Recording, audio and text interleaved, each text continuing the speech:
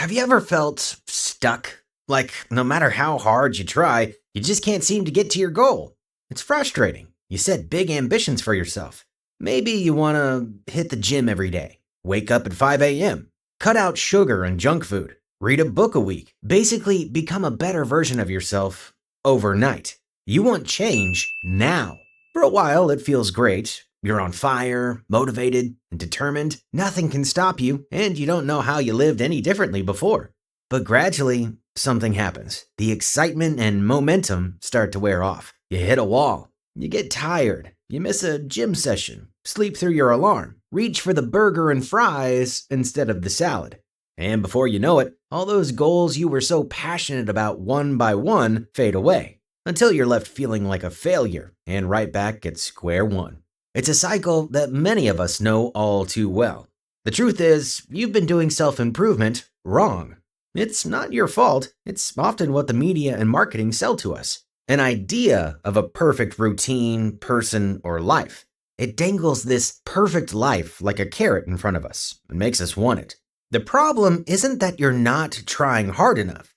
The problem is that you're trying to change too much too fast. There is one fundamental trap that we fall into with self-improvement, and that is all or nothing mentality.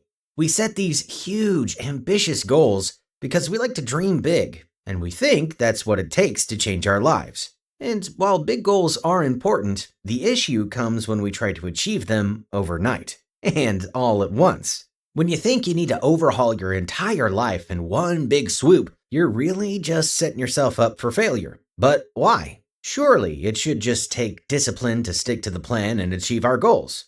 But it just doesn't work like that. It's a classic case of biting off more than you can chew. It's overwhelming. You're essentially asking yourself to unlearn your past habits, leave all your old routines and mindset behind, and build an entirely new life. No wonder it feels like such a struggle. Let's break down what happens. After the initial burst of motivation fades, you start missing the odd workout here and there. You choose to stay in bed for an extra half an hour, skipping the time you set aside to work on your goals to scroll on your phone or get distracted by anything else. Slowly, you start feeling like a failure. And that's when you tell yourself, maybe I'm just not cut out for this. And you quit altogether, opting to go back to your comfort zone. How you've been sabotaging yourself. The chances are if you relate to this cycle, then you've been unknowingly sabotaging yourself. Self-sabotage often comes in the form of unrealistic expectations. You might see someone else's success on social media, and that you either think it looks easy, so you dive right in, or you feel pressure to match that level of progress fast. The truth is, nothing is easy. When you compare yourself to others and expect instant results, you're setting yourself up for frustration and, inevitably, failure. Maybe you're setting huge goals without breaking them down into manageable steps, or you haven't prepared or planned enough for the more difficult times. The problem is that you're relying too much on willpower, hoping that sheer determination will be enough to carry you through.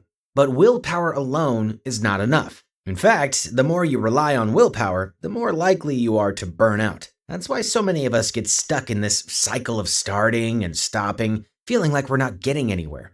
Why do small changes matter? What if the key to success was actually doing less, not more? Enter the 1% rule, a simple but powerful concept founded by author and coach Tommy Baker. Instead of trying to become a completely different person overnight, focus on doing 1% better each day. Think about it like this. If you improve by just 1% each day, by the end of the year, you won't be just a little better. You'll be 37 times better than when you started. Small improvement over time leads to overall growth. Tommy Baker even wrote, "Little hinges swing big doors," meaning it's the small things that come together to make the biggest impact. Without small hinges or changes, there wouldn't be a door, or in this case, growth. Stopping the cycle. So how do you stop the cycle? Well, the answer is simple. Small steps. It's about progress, not perfection. You don't need to overhaul your entire life in one day. You can just make small, sustainable changes that are easy to stick to. Then once they become a habit, move on to the next small change. Instead of committing to an intense gym workout every day, start really small with a 10-minute walk. You can then build on this as you get used to the routine. Instead of trying to meditate for 30 minutes, start with 3. These are small initial actions that may seem insignificant, but they add up over time. And more importantly, they're sustainable. You can actually keep up with them. This approach works because you're not overwhelming yourself. You're building momentum, prioritizing the process over the outcome, which will not only help you stick with it, but it's going to make the process more enjoyable too. Getting small wins in this way will start a ripple effect and will help you build your confidence. As you get more confident in yourself, you'll find yourself naturally wanting to take bigger steps to your goals. What is the ripple effect? When you commit to small improvements, you're not just changing one aspect of your life. You're starting a ripple effect. A 1% improvement on your health leads to more energy, which leads to better productivity, which leads to more confidence. And that confidence leads to better relationships, greater opportunities, and an overall deeper sense of fulfillment. It all starts with the first small step, and the best part about it is that it's completely sustainable as you slowly change what your normal is. You're not having to rely on motivation or willpower anymore. You're building habits, and those habits are shaping your life. How to start? It's important to define what 100% looks like. Where is the end goal? From here, you can start mapping out the road to this 100%. What does each of those 1% steps look like for you? You're going to want to leap forward and throw yourself into it like you've always done. We get it. The potential to getting to that 100% better you is exciting, but you need to be realistic. Your small steps could be as simple as drinking an extra glass of water, writing an extra 100 words, taking a 5-minute walk. Once you've mastered one change, add another. Build them up slowly. You can even use techniques like author James Clear's habit stacking.